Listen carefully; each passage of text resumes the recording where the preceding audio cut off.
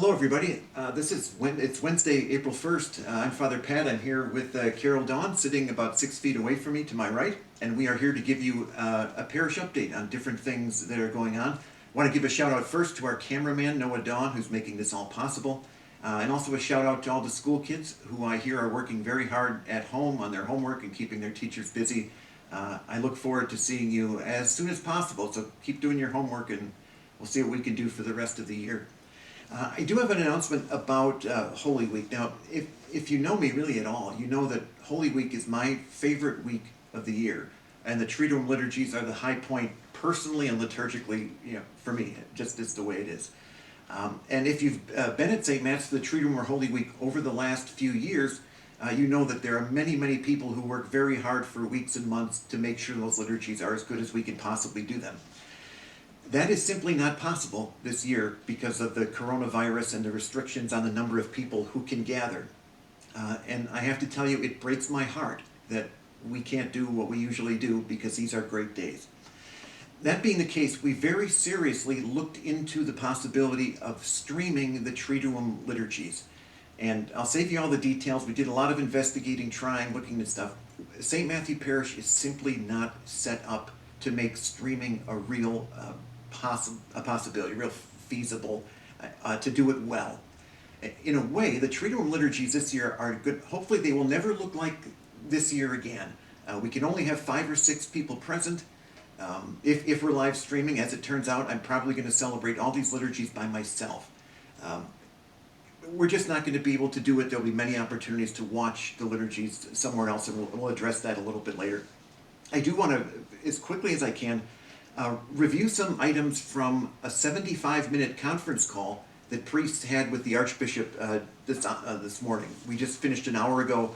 At the beginning of the call, there were more than 230 people on the call.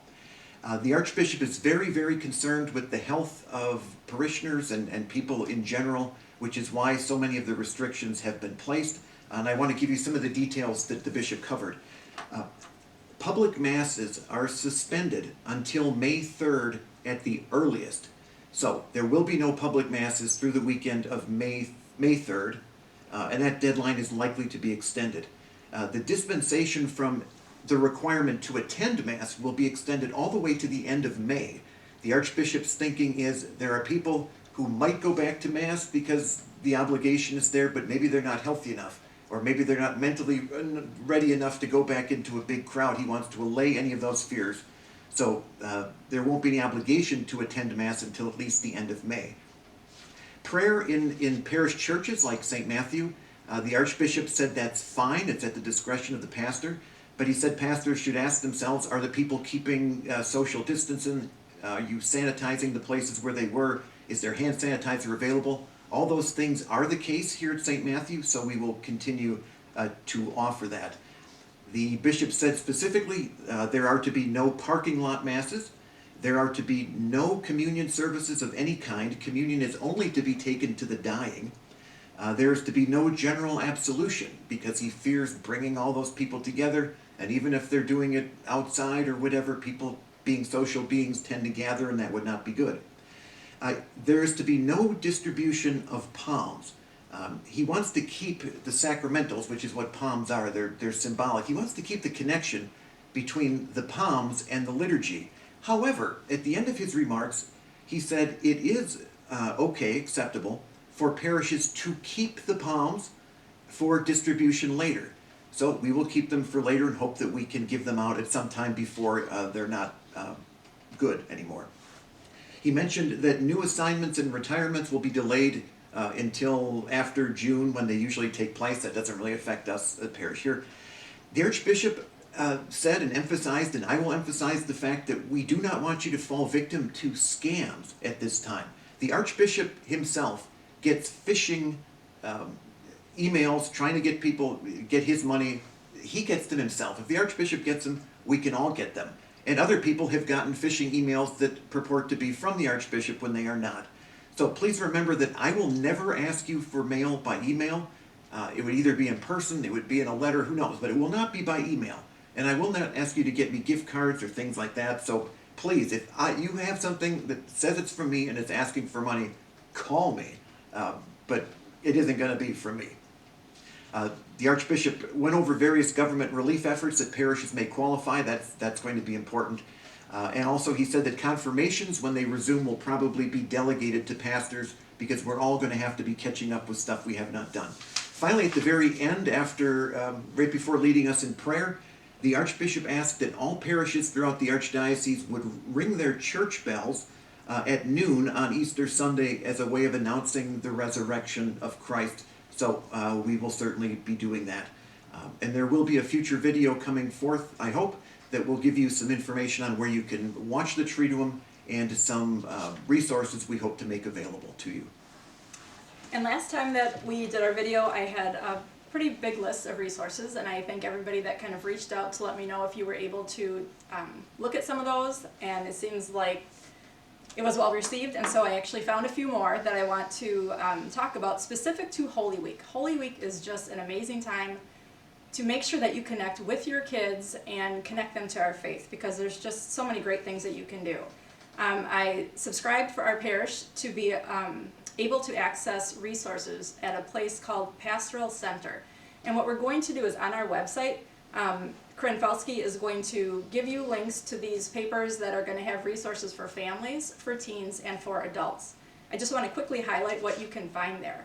At the Pastoral Center resource, for every day of Holy Week, so Palm Sunday, Holy Thursday, Good Friday, and Easter, there are about 5 or 6 resources under each one of those tabs. And I encourage you to take a look at them. And Palm Sunday, there's a tab called Worship at Home. And at first glance, it might seem like it's too formal, but if you go farther into it, I can tell you that there's some great videos, short videos on, well, like a 3-minute video on Palm Sunday. That's a cartoon style, so great for young kids. Towards the bottom, there's a clip of Jesse Manibusan singing the Hosanna. We just had him here at our parish for our parish mission, so again, great connection. For Good Friday, they have Stations of the Cross coloring pages and a very simple prayer service that you could easily do with your children. And then for Easter, there's an Easter egg hunt with clues. So essentially it's a scavenger hunt, and they have 6 of them all written out for you, and your kids use their Bibles. I know when my kids were young, they loved scavenger hunts, and we would create them all the time, and they're done for you. So I really encourage you to look at those and to take one and maybe one for each day to do that. Also on Easter, they have something called Resurrection Roll Recipe. Again, it takes the baking of these rolls and it connects it to the resurrection, to the empty tomb, and that is something that could be done by children, teens, families with kids of all ages. Now, after I found that resource and subscribed to it, I found out that the Archdiocese of Milwaukee is also going to be putting out Holy Week resources. Those aren't going to come out until Friday. However, if you go to the link that we'll post on our website, you can submit your email, and when those come out, they will email you to let you know, so you don't have to kind of remember to go back to that.